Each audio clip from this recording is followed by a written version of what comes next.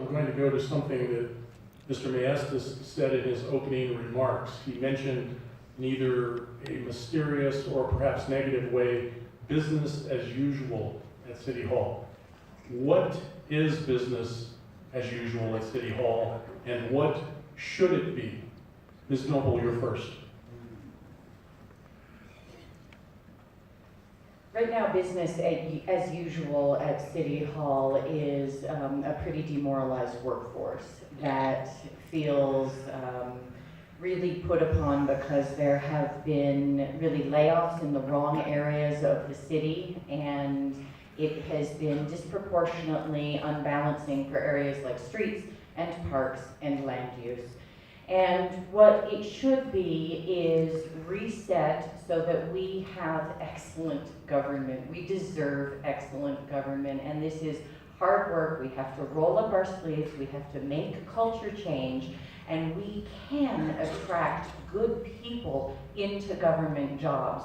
This is something that I've realized is sort of my life calling, is perhaps to make government excellent, because I've seen the trends in finance and tech jobs and how people want to go into those industries. They become very hip and very desirable and very well paid. Well, I honestly believe we have a unique opportunity with this new mayoral term to adjust the city of Santa Fe's government so that we start to get people really wanting to work in government and change the world. And we can do that by creating real flexibility. Again, we can give people raises if we allow them to do flex time and not have as much childcare, and it doesn't even cost a penny more because they're just paying less for childcare. I had an employee at the city who was on 32 hours a week, and this was my most productive employee. And this person cost less than anybody else. We need to be able to support working families and to update our workforce and our systems to get a really excellent HR department going, human resources, so that we can update the workforce and bring the city into the 21st century. Thank you, Mr. Weber. Thank you. Well, if you read the McHarg report, the audit that is on the city's website, it'll tell you what business as usual looks like. Business as usual looks like a city where we don't train our workers, we don't give them policies, practices, and procedures to guide them. We expect them to invent their own workarounds and hand things off from one worker to another. We know that we're seeing 30 workers a month retire. The city knows it, but isn't really doing planning in advance to deal with those workers who are leaving and to capture their knowledge and their experience as they go out the door.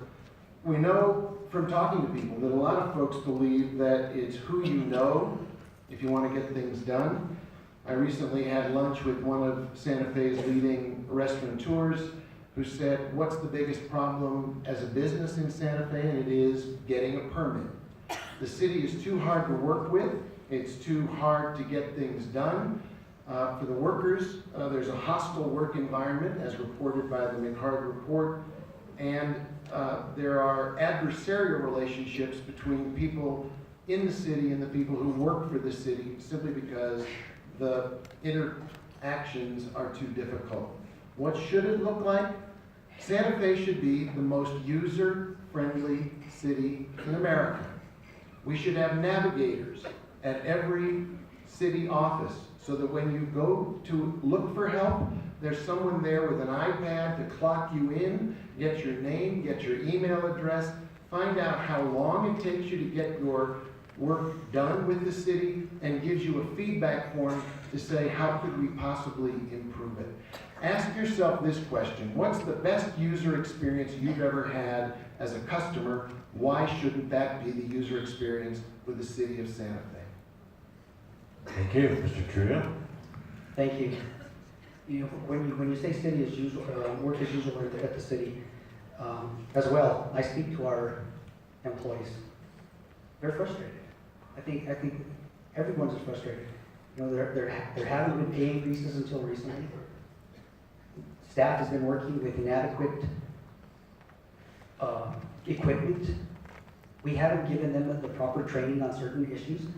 there is a backlog in some departments, and a lot of that comes from not hiring people. You know, we pass the budget. We as a council pass the budget, and then we expect it to be fulfilled and people hired. That is something that I've heard from many departments. Ron, we're not hiring people. That's not what the city government should do. We have a budget. We have budgeted employment. We have positions that are budgeted. We need to fill those positions. Because what's happening right now is we're having our employees having to multitask, take on another job, work longer hours. That does not do good for morale. You know, another thing, you know, happening at City Hall, I said it all the time. You know, I'm not afraid to say it. Certain people can come into City Hall, talk to certain people, and things get done. That's not the way city government should work. City government should be for all the people, not just a certain, just certain people. That is not something I, like. I think everybody knows, the way I vote in this community. It has to pertain to the city, and it has to pertain to the citizens of Santa Fe. I think everybody knows I'm not afraid to stand alone on issues. I am not afraid to do that, even if I'm the lone wolf. I'm not here to rubber stamp resolutions, ordinances without vetting them and ensuring that anything that comes before the city council is in the best interest of the citizens and this city. Not special interest groups, not certain people. It better be in the interest of the people, because all the people, not just for certain people. Thank you. Mr. Rise? Thank you. The phrase that captures for me the notion of business as usual was, give me a flat budget. And that was often the term that I heard used coming out of the city manager's office in the past, because we were still coming out of the recession, and it didn't look like there would be additional revenues. And so that was a signal in my mind sent to staff that business as usual was good enough and to be expected. I can tell you that now at the city you are seeing probably more change in the past 2 to 3 years than in the past 2 to 3 decades at City Hall. Some of that is the implementation of the new information technology system, which is creating a new platform for business across city that will allow much greater efficiency, much greater ease of interaction with not only the city processes, but with the public. And as part of that, we are adopting best practices across all of our city functions, most of which will address many of the issues raised in the McCarty report. So we have tremendous change going on. The other aspect of that change is results-based accountability, which is the new process that we're using in budgeting, and that is designed to answer 3 basic questions: how much, how efficiently, and is anybody better off? And we are asking that of every program at the city, as we should, to determine whether or not how we are spending money is actually having effect across the city of Santa Fe. We have to ensure that. My aspirations for staff are that they become much more professional, and that they are trained, and that they are public service oriented. Thank you. Mr. Bonistas? Thank you. If you walk into City Hall, it may seem like a trip back in time. Not necessarily because of the decor, but it's because of many of the processes that are being used. Paper-intensive, time-consuming, inefficient, no checks and balances, a lack of oversight. And so what we're dealing with is kind of an old, antiquated work culture that has been presided over for several administrations going back. And I think that you and I know that can be a serious impediment for us in moving forward and being the bold city, that beacon, that progressive city that always pushes the envelope in areas of sustainability and social justice. We can't have our city government anchor us down and limit our potential as a community. And so, we got to end the political cronyism. We got to end those political pet projects. We need to have laws that have proper enforcement. What a concept. So how should it be No drama. No drama.